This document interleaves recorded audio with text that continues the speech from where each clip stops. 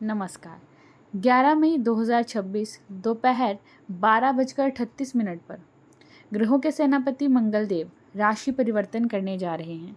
मंगलदेव इस दिन मीन राशि से निकलकर मेष राशि स्वयं की राशि में प्रवेश करेंगे और 20 जून रात तक मेष राशि में ही रहेंगे। ये जो समय है 11 मई से लेकर 20 जून तक का, क्या कुछ देने वाला है वृश्चिक राशि वालों को। वृश्चिक राशि वालों को इस गोचर काल के दौरान क्या कुछ प्राप्त होने वाला है, भाग्य कैसा आपका इस गोचर काल के दौरान रहने वाला है, सबकी चर्चा करेंगे और किन बातों का ख्याल आपको इस गोचर काल के दौरान रखना है वो भी जानेंगे। साथ ही साथ उपाय भी जानेंगे जो आपको इस गोचर काल के दौरान अवश्य करना चाहिए ताकि आपको इस गोचर काल के शुभ फल प्राप्त हो सके। इसलिए वीडियो के अंत तक ज़रूर बने रहिएगा। ये राशिफल आप अपनी जन्म राशि और अपने लग्न राशि दोनों के अनुसार ही देख सकते हैं। तो आइए बिना देर किए हुए वीडियो शुरू करते हैं। वृश्चिक राशि वालों के लिए मंगल का ये गोचर उनकी राशि से षष्ठ भाव में होने जा रहा है। मंगल आपकी राशिपति और आपके षष्ठ भाव के स्वामी होकर आपके षष्ठ भाव में गोचर करने जा रहे हैं। ऐसे में ये जो गोचर काल है वो आपके द्वारा आपके पास्ट में जो भी गलतियां की गई हैं, चाहे वो करियर में हो, चाहे वो आपकी पर्सनल लाइफ में हो, पास्ट में जो भी गलतियां आपसे हुई हैं उनको ओवरकम करने में आपकी सहायता करेगा ये गोचर काल, और आप उन गलतियों को ओवरकम करके आगे बढ़ेंगे अपने जीवन में। आपके जीवन को ये गोचर काल एक नई गति देगा, एक नई दिशा देगा। मंगल इस गोचर काल में आपको एक नई डेडिकेशन देंगे अपने कार्यों को करने की। अपने गोल की तरफ आप फोकस्ड रहने वाले हैं और पूरी डेडिकेशन से इस गोचर काल के दौरान आप अपने लक्ष्य को प्राप्त करने के लिए एफर्ट लगाएंगे। इस गोचर काल के दौरान आपकी स्किल्स में बहुत इम्प्रूवमेंट आएगी। अपने स्किल्स को आप एनहांस करेंगे। चाहे आप कारोबार करते हो, चाहे आप नौकरी करते हो, दोनों के लिए ही ये समय अच्छा रहने वाला है। इस गोचर काल के दौरान नए आइडियाज़, नई अवसर आपको इस गोचर काल के दौरान प्राप्त होने वाले हैं।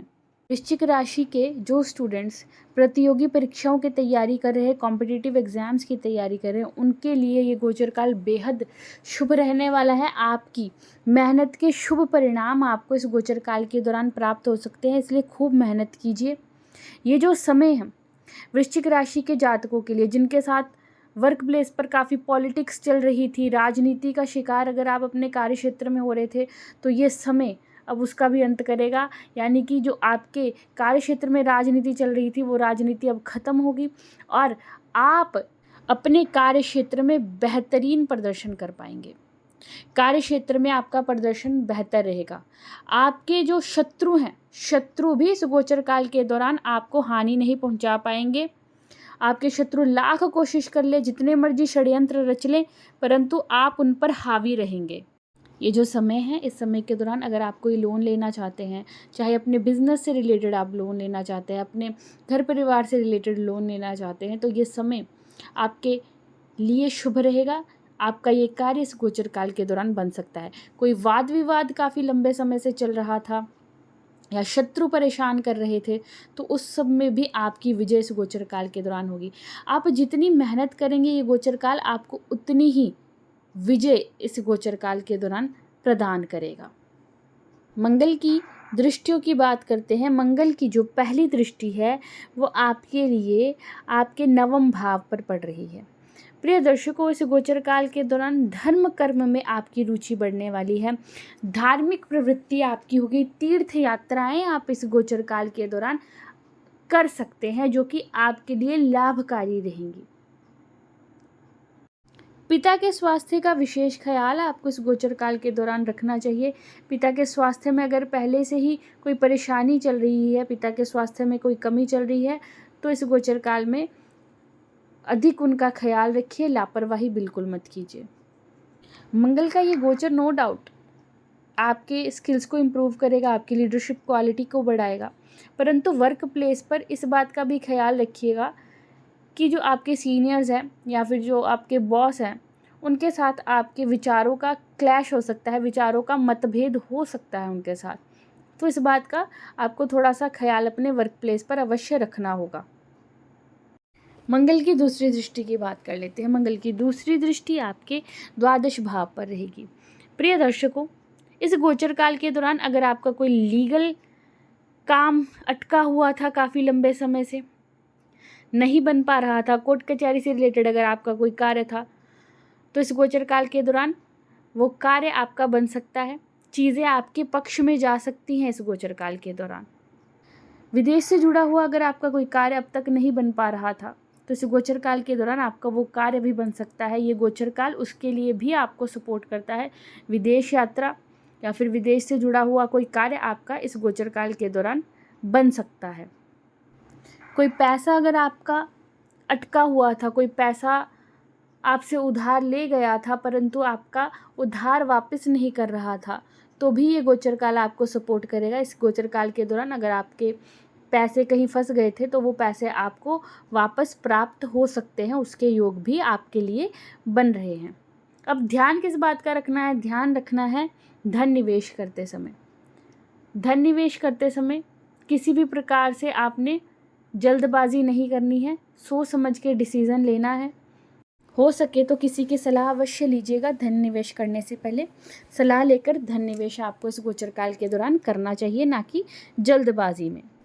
ये जो गोचर काल है वृश्चिक राशि वालों के लिए, इसमें थोड़ा सा ध्यान आपको रखना होगा धन खर्च पर।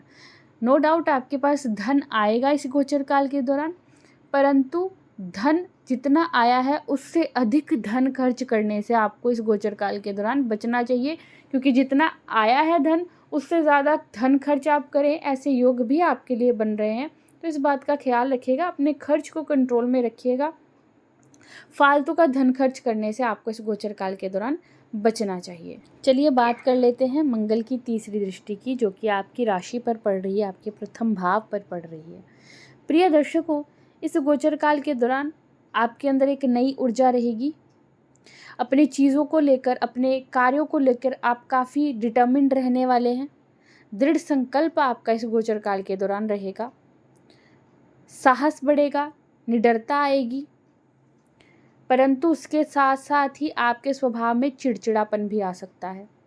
इरिटेटेड फील कर सकते हैं आप इस गोचर काल के दौरान, चाहे वो काम का प्रेशर हो या फिर घर की रिस्पॉन्सिबिलिटीज़ हो। तो कोई ना कोई चीज़ आपको इस गोचर काल के दौरान ज़रूर इरिटेटेड फील करवाएगी, इसलिए आपको थोड़ा सा ध्यान देना होगा। स्वभाव में क्रोध और चिड़चिड़ापन बना रह सकता है, इसके लिए आपको इस गोचर काल के दौरान मेडिटेशन करना चाहिए, प्राणायाम का सहारा लेना चाहिए, क्योंकि माइंड का रिलैक्स होना भी ज़रूरी है। माइंड रिलैक्स होगा तभी आप इस गोचर काल के दौरान कुछ प्रोडक्टिव कर पाएंगे, अपने टाइम का सही यूटिलाइज कर पाएंगे और अपने गोल को अचीव करने के लिए अत्यधिक मेहनत कर पाएंगे। एक और बात जिसका जिक्र मैंने इस वीडियो में पहले भी किया है, अगर आपने वीडियो पूरी अब तक देखी होगी तो आपको पता होगा कि जल्दबाजी भी इस गोचर काल के दौरान आपके नेचर में रहेगी, तो जल्दबाजी नहीं करनी है।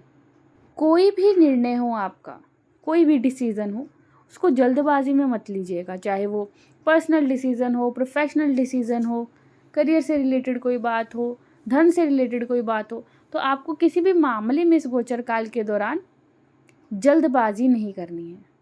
आराम से सोच विचार कर ही कोई निर्णय इस गोचर काल के दौरान आपको लेना चाहिए, इस बात का अवश्य ख्याल रखिएगा।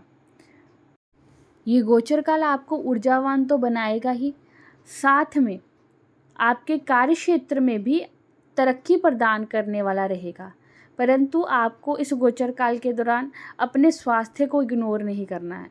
स्वास्थ्य को लेकर आपको सजग रहना है। अगर आपको बीपी की समस्या है, एसिडिटी या फिर पेट से संबंधी समस्याएं हैं, डाइजेशन से संबंधी समस्याएं हैं, तो इस गोचर काल के दौरान अपने स्वास्थ्य का आपको विशेष ख्याल रखना है।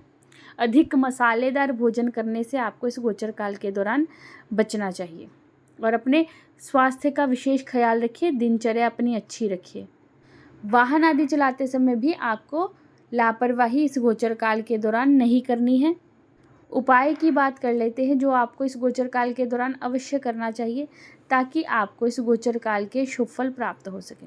इस गोचर काल के दौरान आपको हर रोज़ हनुमान चालीसा का पाठ करना चाहिए और मंगलवार के दिन हनुमान जी को गुड़ और चने का भोग लगवाना चाहिए।